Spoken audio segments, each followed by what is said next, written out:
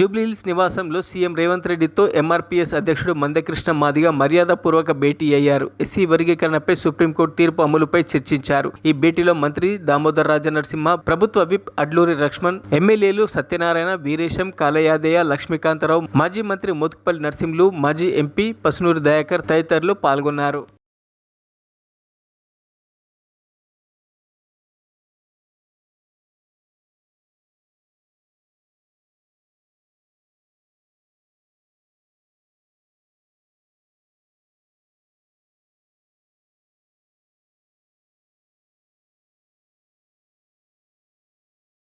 మరిన్ని అప్డేట్స్ కోసం మా ఛానల్ని సబ్స్క్రైబ్ చేయండి.